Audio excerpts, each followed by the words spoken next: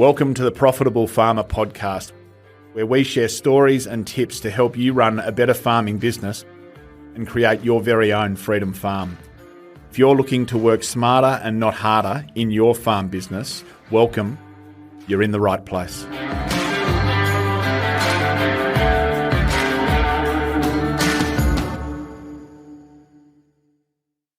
G'day everyone, let's get straight into this.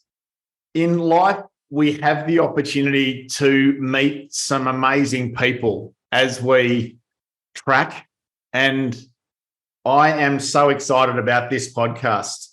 When I was in my mid-20s after a cadetship with elders and then some time in corporate finance, I decided I want to get back into the bush and not deal with peanuts in suits in Sydney, but get back and deal with real people and look to help farming families and small business owners in regional Australia. And I landed in Bendigo and started working with two consulting companies, farm consulting companies. One was O'Callaghan Rural Management with Phil O'Callaghan, and the other one at the time was Mike Stevens and Associates in Ballarat.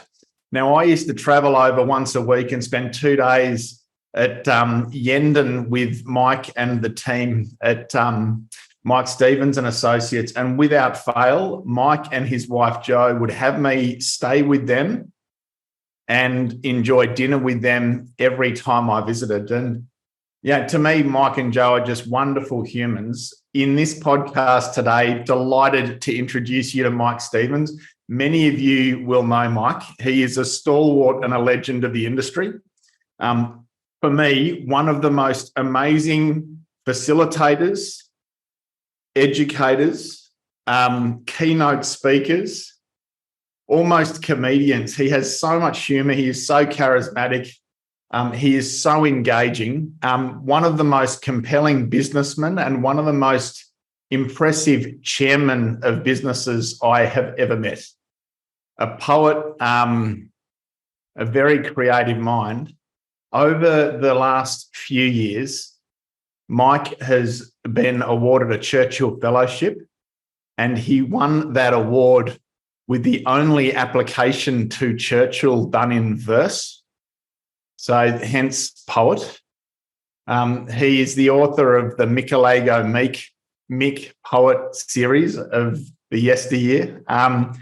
And he has more recently completed a PhD on succession.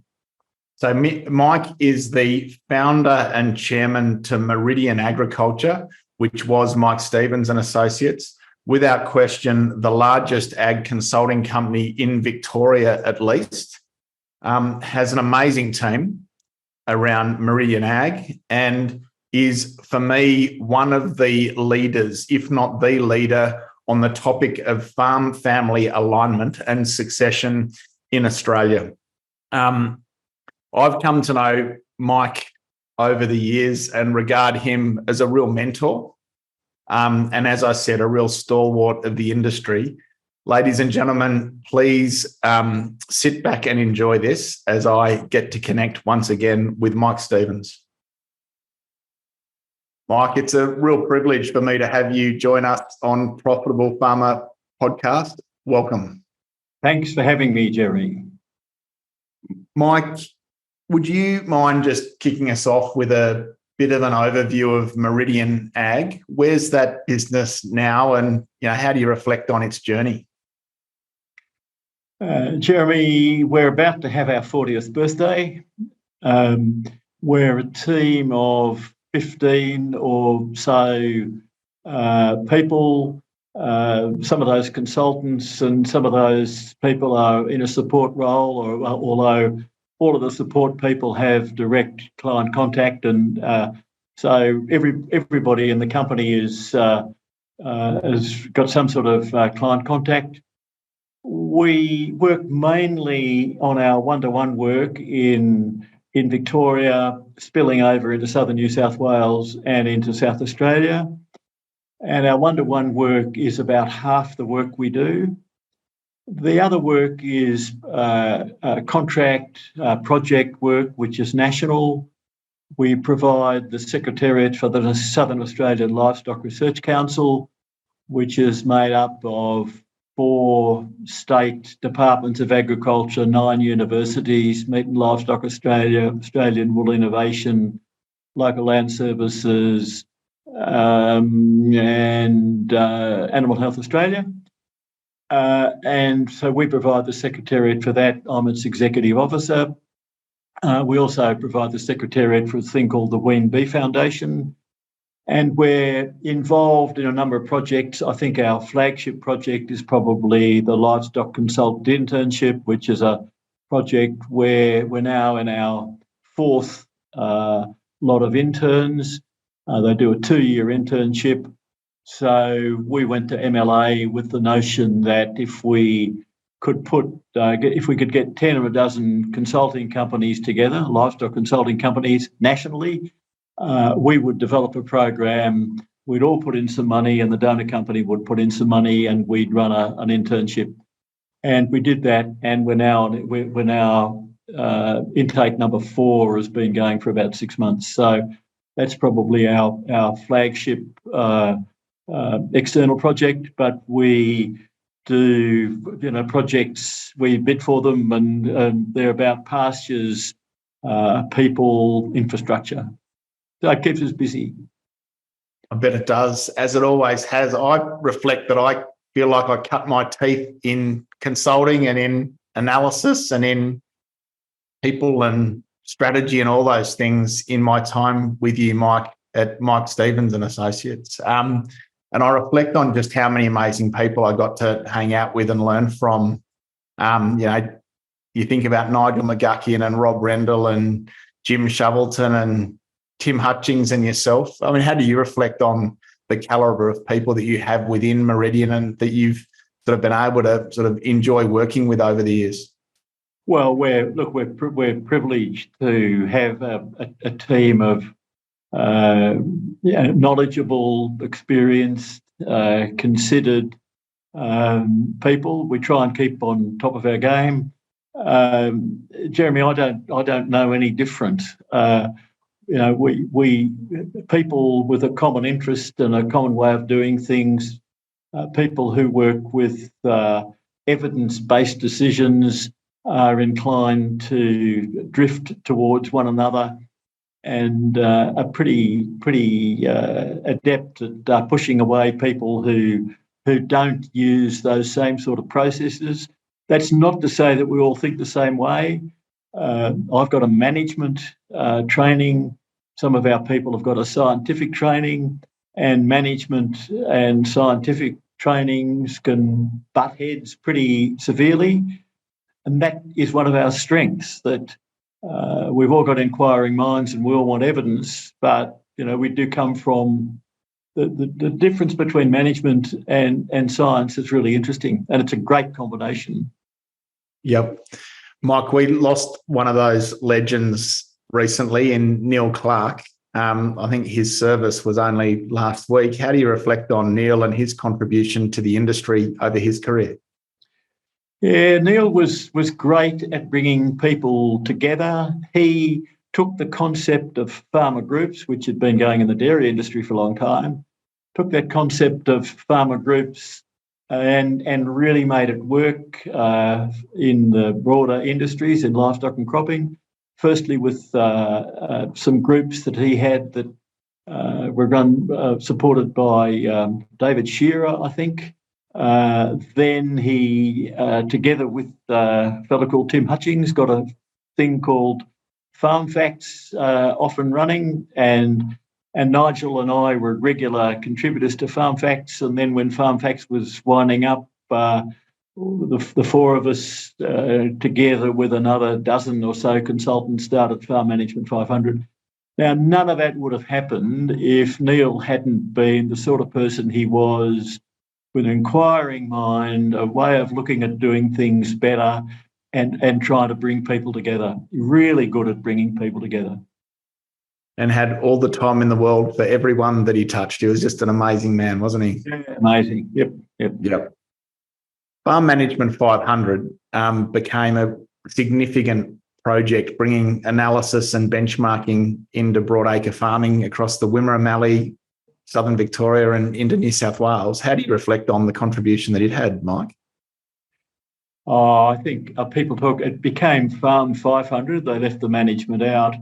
I think its contribution was enormous. It not only did it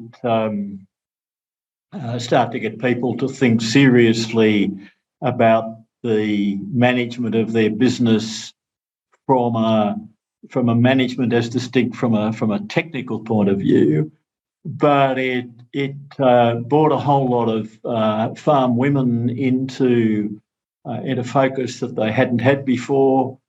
It showed the power of teams within farming families.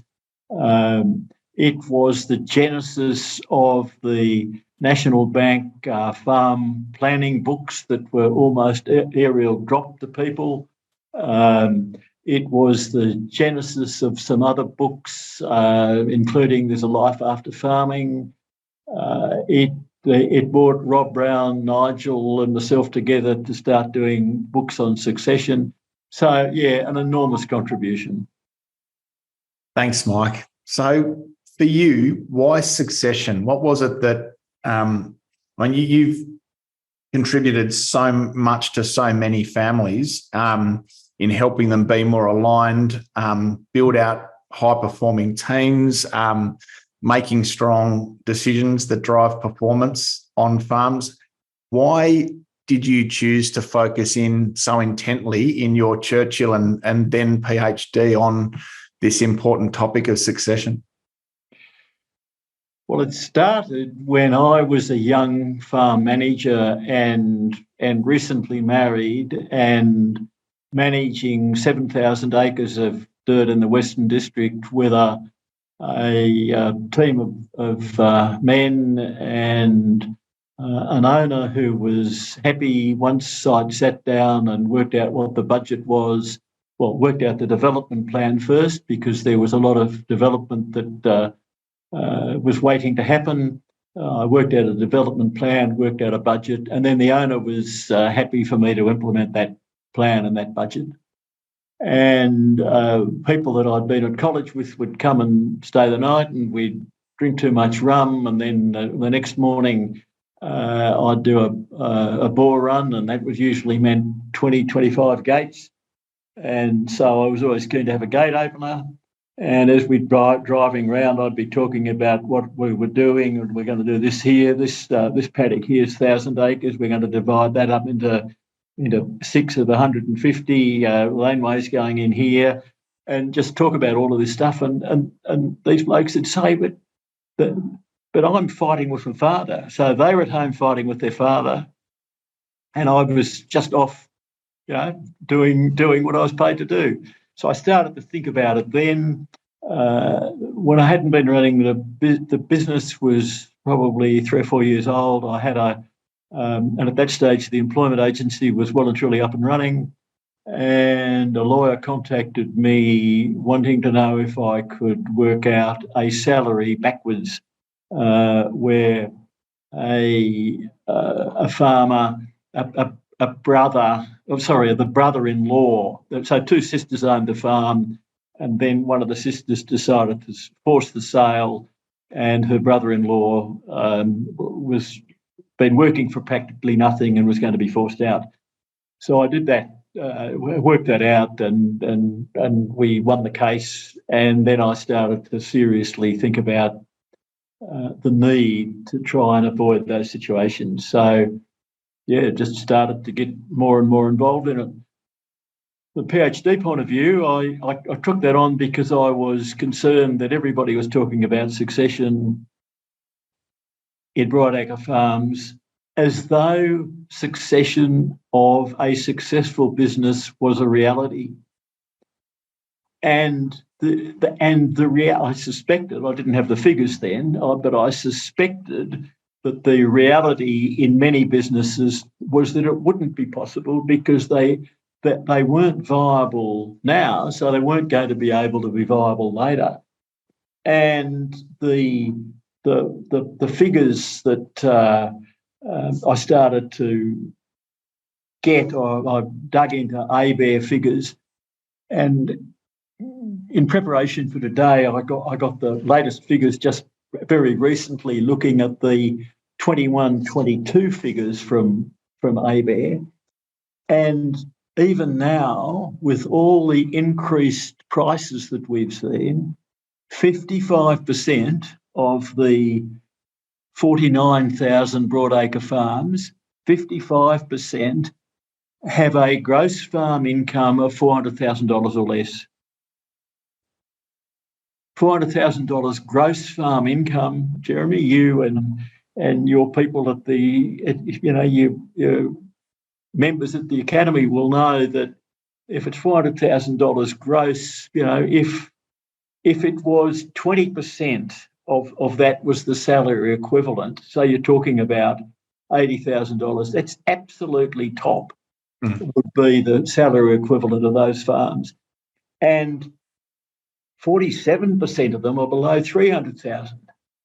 So the figures weren't as good as that 8 years ago or 10 years ago when I started the PhD. They were considerably less. But anyway, they're the figures today. So the reality is that for probably 35% of the 50,000 broadacre farms, succession is financially possible if all of the other things line up. So deal with the finance, see if it's financially possible, and then if it is, look at all the other things. So that then took me into a discussion with a fellow that you had a bit to do with at Melbourne Uni, Bill Malcolm. Bill said there's a PhD in this. I said, well, don't talk to me about a PhD. I haven't done the leaving, so I'm not going to do a PhD. Anyway,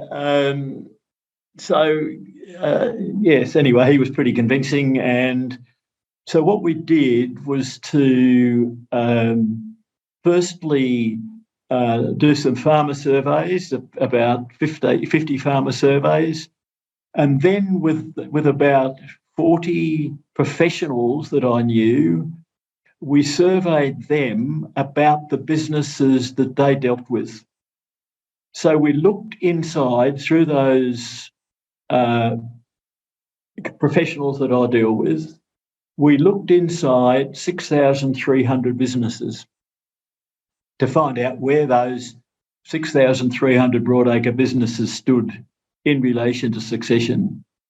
And what we found was that most of them don't have a succession plan, and most of them will not develop a succession plan. And they don't have a succession plan and won't develop one, because they're too small. That's 30, whatever percentage it is. 2, I am a farmer. I am what I do. If I stop doing what I do, there'll be nothing left. I've got no other great interest, so I'm going to die with my boots on, so I'm not going to hand over to anybody else. That's the second reason. The third reason, I'm worried that the outlaw will take half of it. And whether that's the female outlaw or the male outlaw, they'll come in and end up taking half in some matrimonial dispute. The next one is, I'm worried that the next generation will squander it. They don't know as much as I do about this farm. They won't do it properly. And the final one is not being able to find a comfortable spot between two extremes. And those extremes are in dealing with the subject of fair, equitable, equal. And at one extreme, farmer gets what farmer needs and the other children get what's left over. And at the other extreme, you say, we're going to divide the eventual distribution of the family assets equally amongst the children. And the farmer's got to put up with it. And most families have real difficulty in working their way through that. They had real difficulty with it 10 years ago. And as land values have gone up and up and up, and the proportion of the family assets which are involved in land, the percentage has got higher and higher. That is becoming more difficult. So 10 years ago, you might have been talking 70-30, 70% on farm, 30% off. For somebody who'd been really careful and putting money to one side. Now, that same person, it'll be 85-15 or 90-10.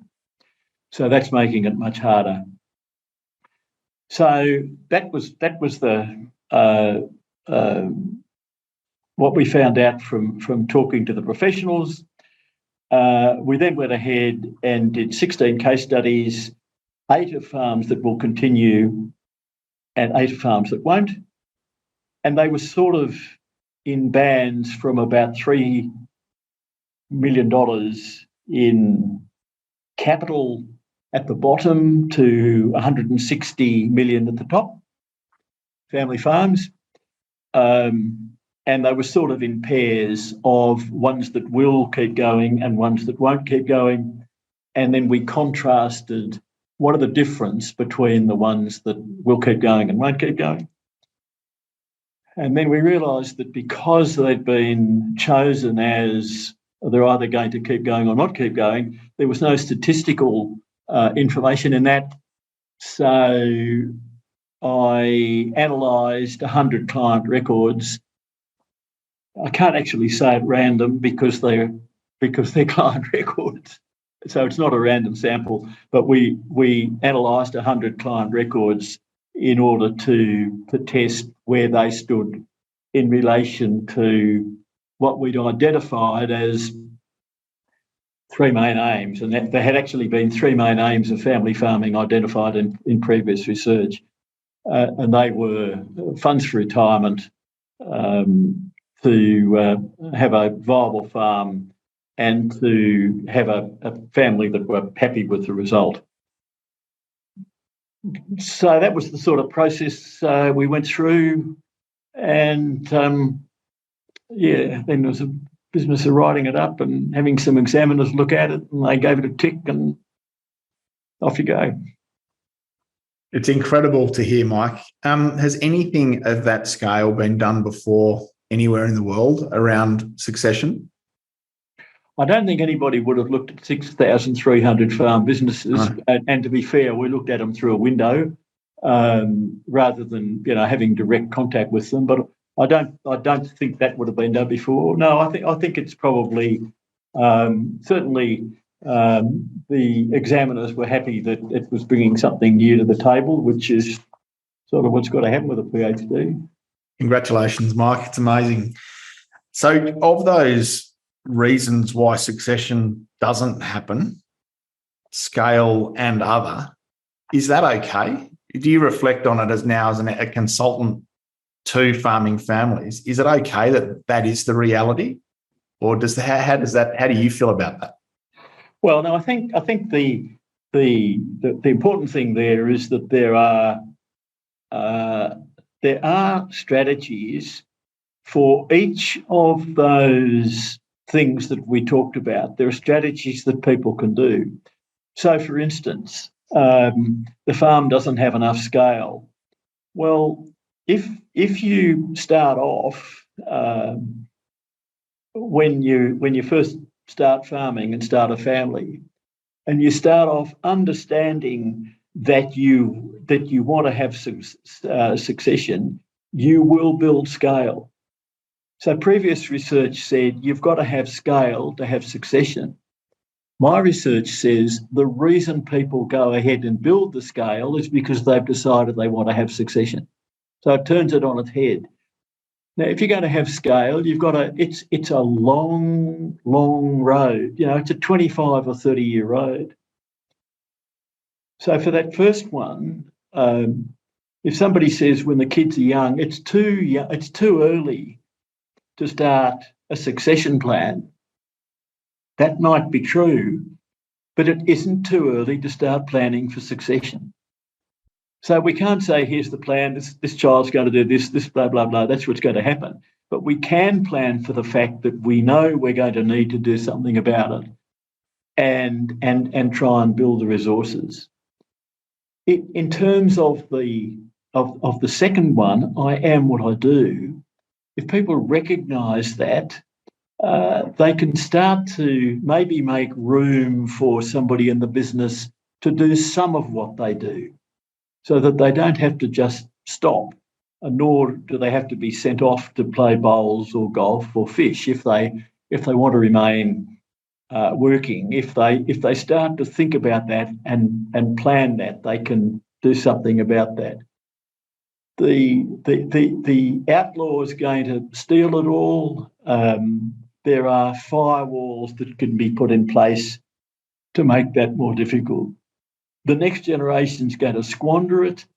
Well, if you prepared the next generation and got them sufficiently trained, that's not going to happen.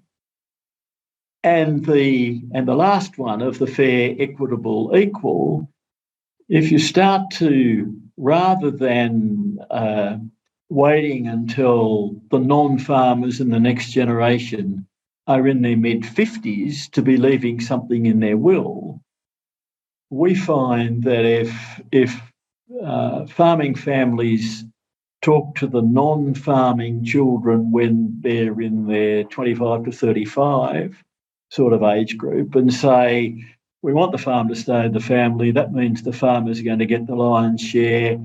What about we give you we hand over some assets to the farmer so the farmer can borrow and starts to buy you out now. So you will get less, but you'll get it now. Age 30, and it might be a couple of $1 million.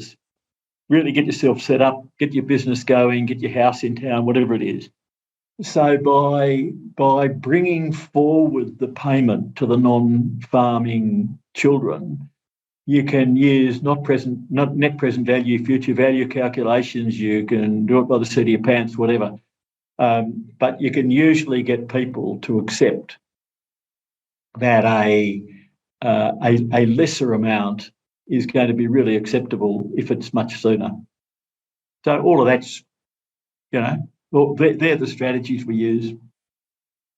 Mike, I think it was Kane et al. In the paper that you've written that I've read, who came up with those 3 rules for what succession needs to achieve. So just those again for our listeners: a successful retirement for the older generation, a viable funds. I think funds to allow retirement. So you may or may not retire, but you're not going to be dependent on the farm for your income. So sufficient funds to be able to retire, a viable farm for the person who's going to take it over. And that might mean they've got to take on quite a bit of debt, but that's okay. And a happy family. And happy family refers to your comment just there around fair and equitable for non-farm children. Yep. Now, Jeremy, there are other, so that sort of answers that question. But the other thing that came out really strongly from the 116 that we did, the 16 in-depth and the 100 historical records. And remember, of the 16 in-depth, 8 of them were not going to be continued, and they'd been chosen for that.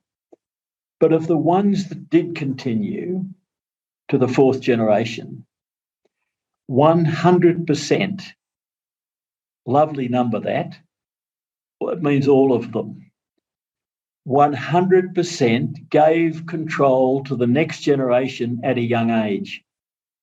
And a young age was by 35. Now, that wasn't full ownership, here are the titles, but a high level of control. 93% had set growth goals to enable succession, which is what I was talking about before. So all the old stuff is, you've got to have, you won't get succession without scale. So, we found the reason you get scale is because you want succession. There's a real mindset piece on that one, Mike, that if I am running my farm with a view to not squander it or not lose it, I won't. But I might not grow it. But it comes down to that comment you made about a real determination of the leaders of the farm to grow in order to achieve scale for succession. It's a real mindset piece, isn't it?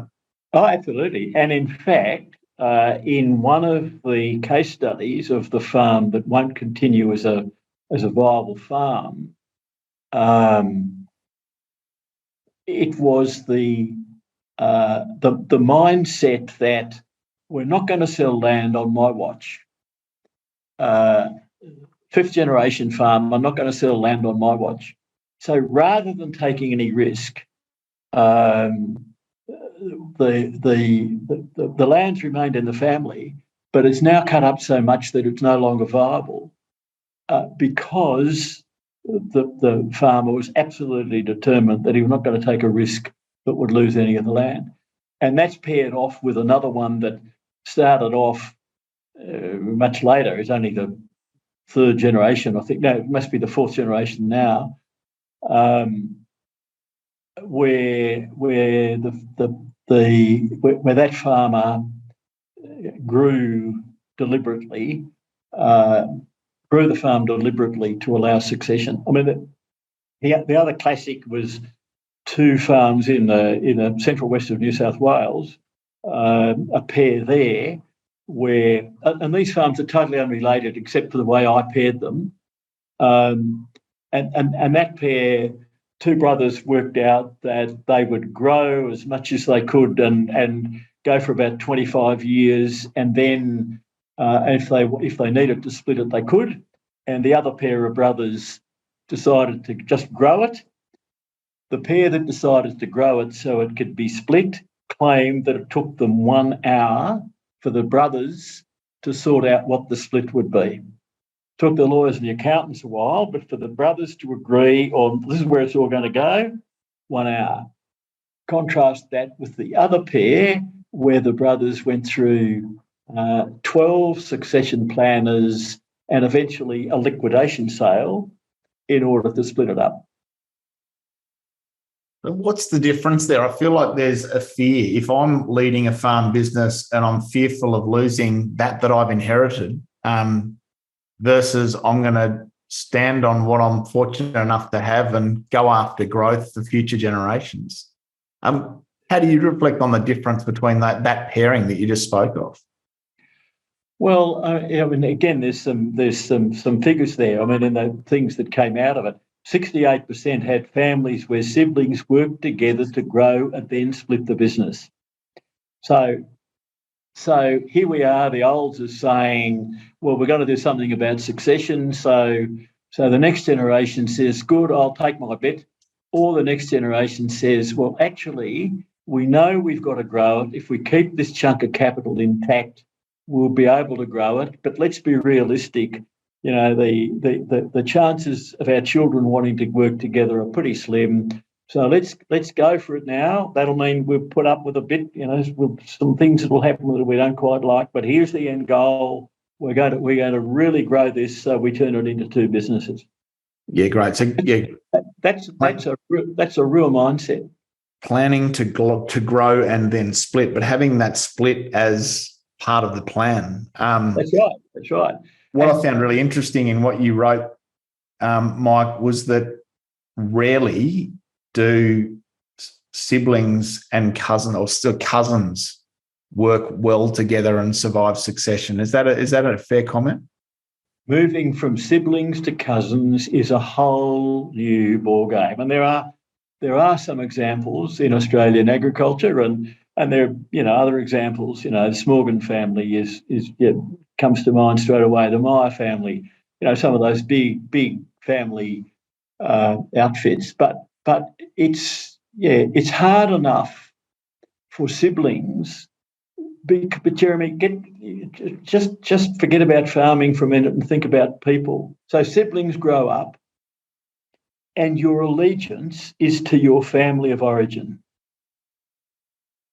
Then the siblings start to pair up with their life partner, and their primary allegiance is to that new partnership, life partnership. That's where the primary allegiance is. And you really wouldn't want to have it any other way, that here I am, I've hooked up with my life partner. But really, if push comes to shove, my family of origin is going to be more important. That's going to end up with a pretty short relationship. So it's a natural sequence of events that people outgrow or grow away from the family of origin as they start to develop their own nuclear family. So that's hard enough to manage for siblings. If you start to do it with cousins, it becomes much more difficult. Now, where it can work is if there's sufficient resources, if the non-farming family members have got sufficient resources to be quite happy that their capital is sitting there just sort of ticking away and they're not dependent on it, and the outfit is of sufficient scale to allow individuals, the individual cousins, room to be able to take on an area, whether it's a physical area or whether it's the enterprise. You look after the sheep, I look after the cattle, he looks after the crop, she looks after the horticulture, whatever. So if you've got that sort of scale, then it's a chance of working. But on the average sort of family farm, up to a couple of thousand hectares, very difficult. The other things I found really interesting in your paper, Mike, was that history matters. Would you mind speaking to that? So where there's a history of smooth succession, there are some footprints there about how to go about it. There are some. There's a way of doing things. There's an understanding then from the older generation that this is what we did. This worked. Let's try and repeat that. I mean, it works in reverse a bit too. That if it's been that some people who have been refugees from a really bad succession will make sure that's avoided. But more often than not, they fall into the same trap. Interesting, isn't it? I wonder if there's a precedent of respect and professionalism that helps the next generation consider succession. They've learned how to do it well from their forefathers. Yeah, I think there is. I think, and there are, and I won't name them, but there are some notable families in Australian agriculture where they get it sorted. Everybody knows what the rules are. The non-farmers are dealt with well. There's a set of principles that have been laid down, and they go on adhering to those principles. Mike, the other thing that really interested me was the relevance. Or it seemed like that for those that had succeeded beyond the third generation, that off-farm income and or establishing a new on-farm business had a place often. Yes, so if you want to start to get more than one family living off the farm, you better make sure you've got a whole lot of different income streams. I mean, as interesting as that, I think, Jeremy, is that out of that 116, 83% had a staged approach where, and this is particularly with livestock, they'd increase their livestock numbers way beyond what they could manage, lease country to carry the extra livestock.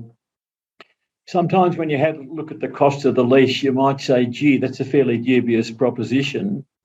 But they didn't pay the tax on the livestock they didn't sell. And when they went to buy land and stock it, they had, because they owned the livestock, they had a third of the capital they needed for land and livestock.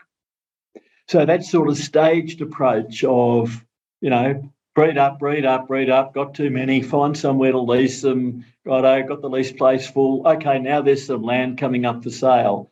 That stage approach was used by 88%. Yeah, so it's a really proactive approach rather than a reactive approach to growth, because not being ready to buy the block next door, buying the block next door, and then having to take on debt to buy livestock. I mean, that's a tough road, isn't it?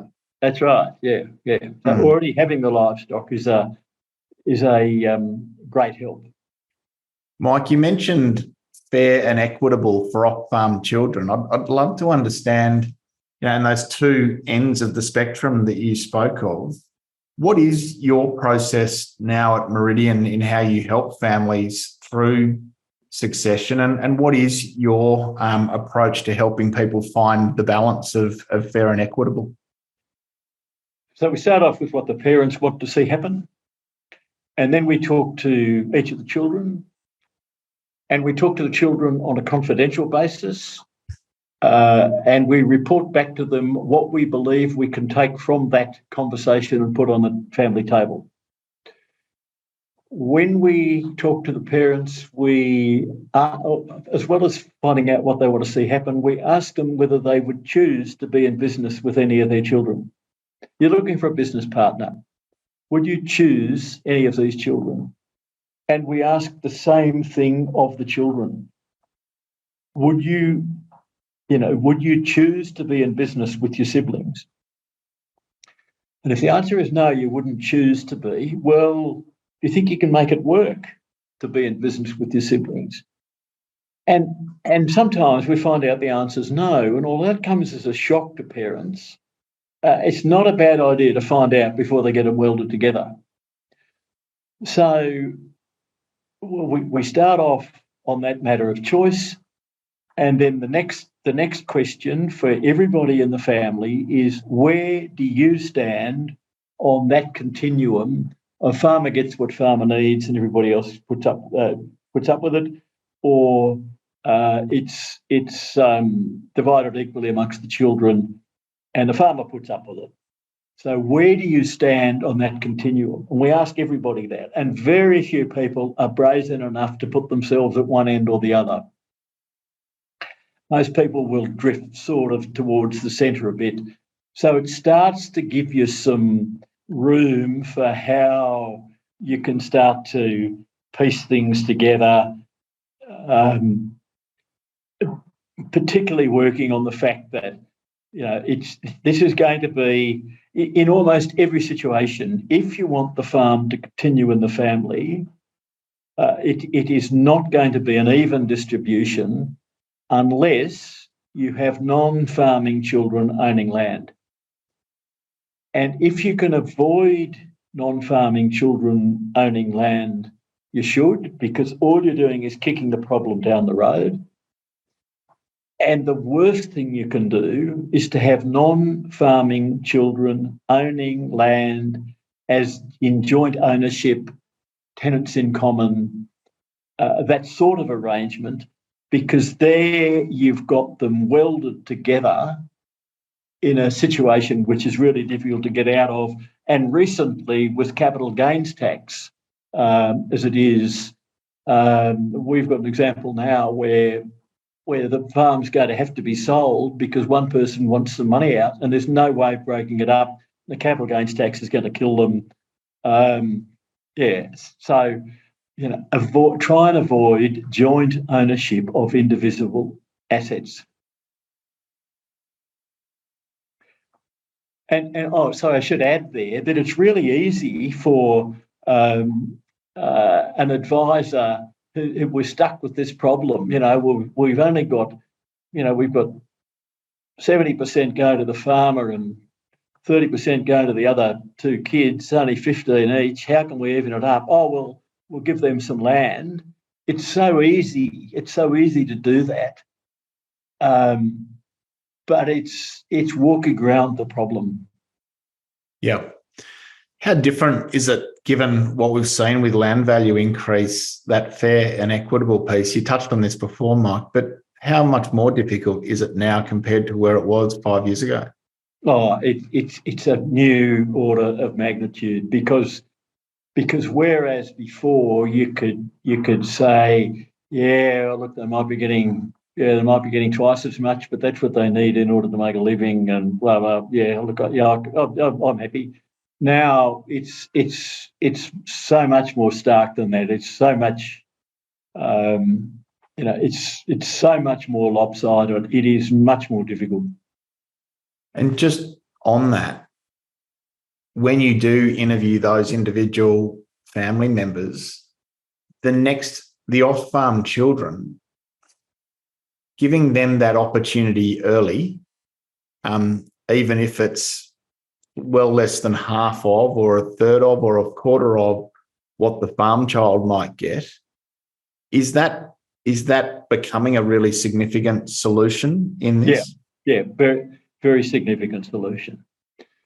There are some things that people need to do if they're going to do that, though, and that is to make sure that they've got a very tight deed of family agreement, and also to make sure that each of the signatories of that deed have had independent legal advice, which ensures that they understood what they were signing, because we've seen a few cases already where people had said, yeah, that's okay, they'd signed up to the farmer getting more, and now with the increase in land values, they're having second thoughts. So if there's a really tight deed and somebody's signed up that they understood the deed, if they then want to bring legal proceedings, they can try, but the firewalls are pretty thick, and it is unlikely that they would get through them.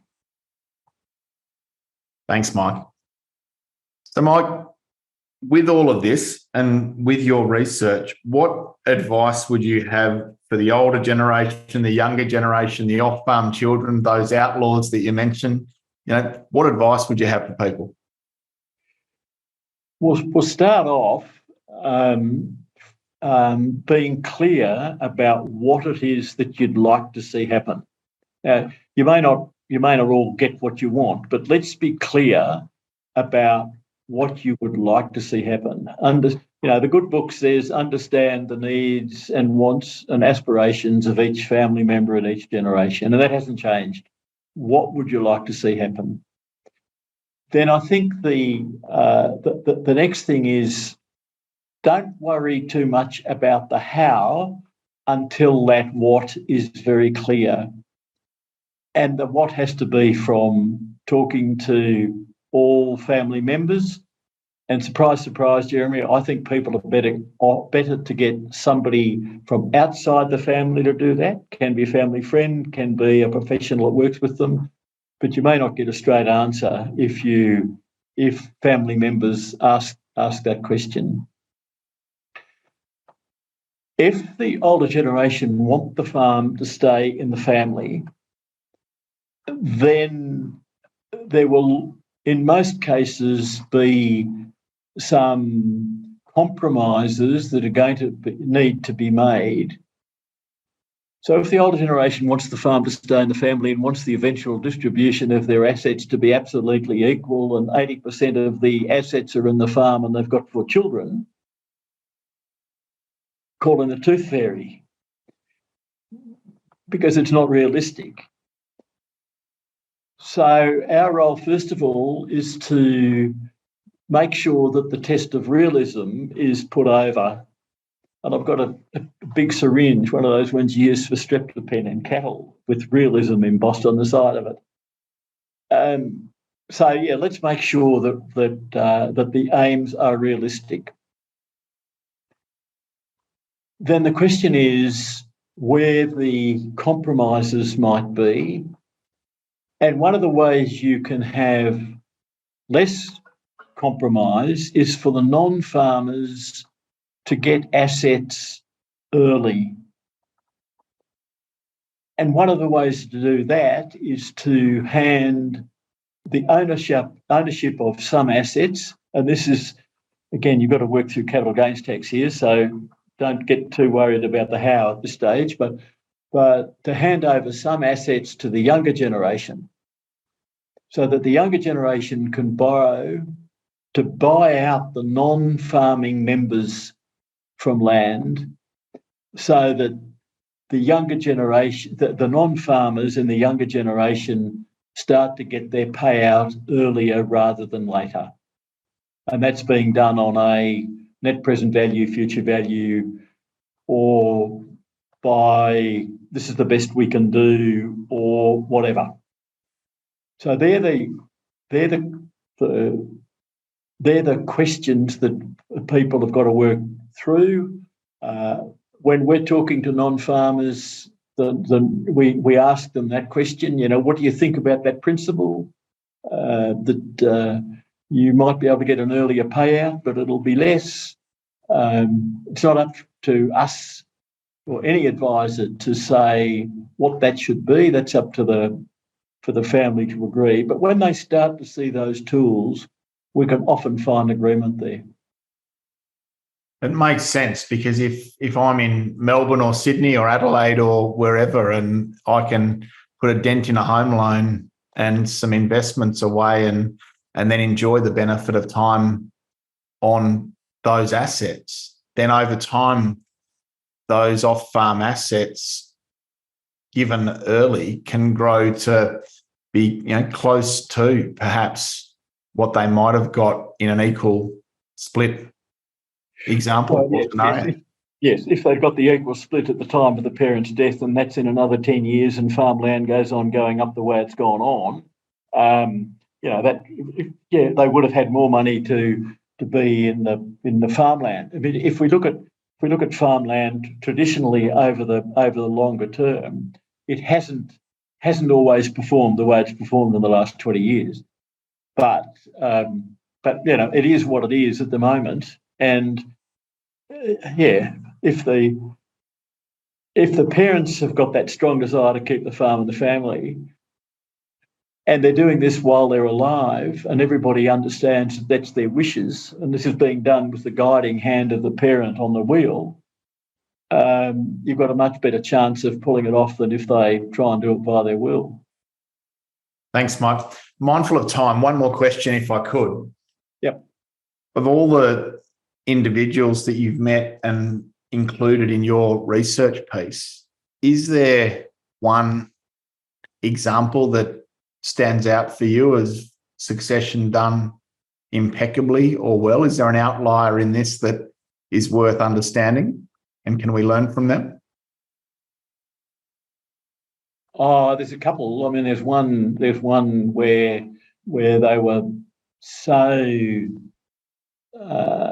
apprehensive about the whole thing that they were hardly able, between father and son, that they're hardly able to broach the subject.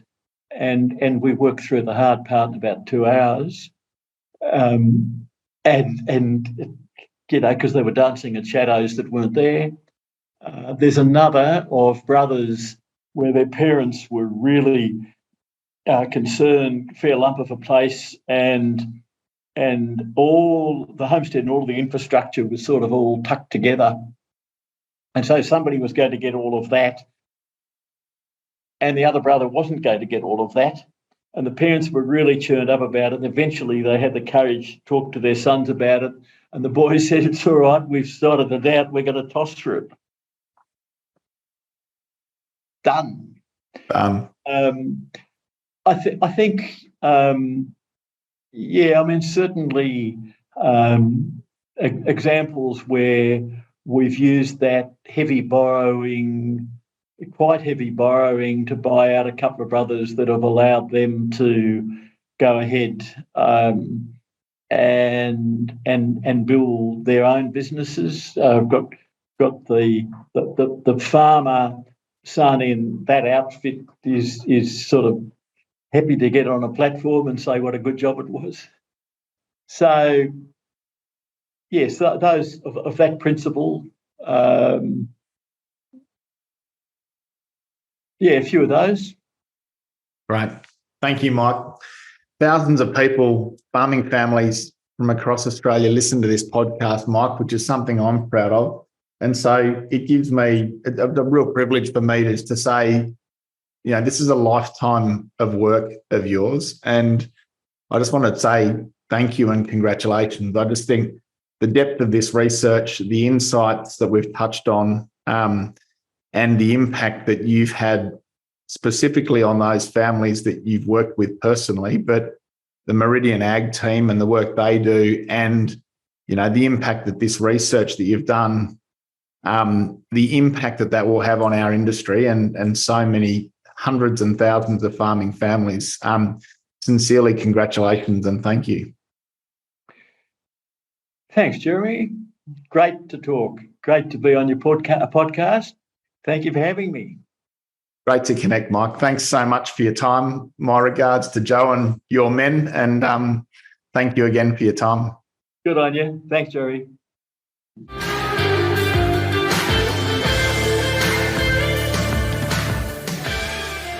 Thanks for listening to another episode of the Profitable Farmer podcast by Farm Owners Academy. If you're new to this show, be sure to follow us. If you've been a long-time listener, let your friends know about us or come continue the conversation in the Profitable Farmer Facebook group. All the best as you grow your business and create your freedom farm. Until next time, keep being incredible.